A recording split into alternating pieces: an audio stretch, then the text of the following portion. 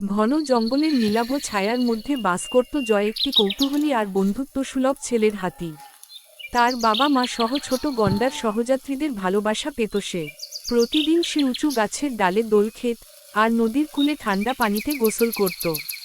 কিন্তু জয় তবুও একাকী বোধ করত, কারো সাথে খেলা করতে মন চাইত।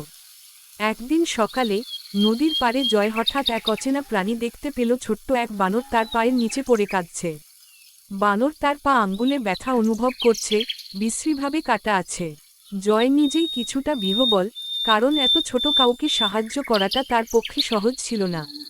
তবুও সে যতটা ভয় পেয়েছিল, ততটাই সাহস জোগালো। নিজের পিঠ থেকে কিছু লতা তৃণ ভেঙে বানরের আঙ্গুলে বেঁধে দিল ব্যান্ডেজের মতো। বানর অবাক, কিন্তু আনন্দেও অসীম। আর জয় খুশি হল, কারণ প্রথমবার জীবনেই তার সাহায্য প্রয়োজন হয়েছে।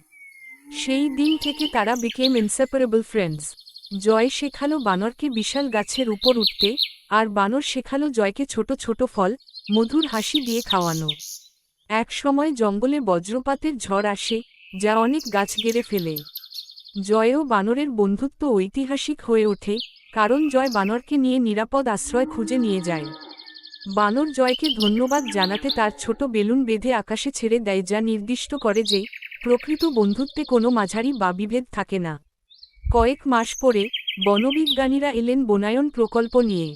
তারা জয় ও বানরের জনকে দেখার পর অবাক, কিভাবে একটা বিশাল হাতি আর ছোট বানর এত নিবিড় বন্ধনে আবদ্ধ।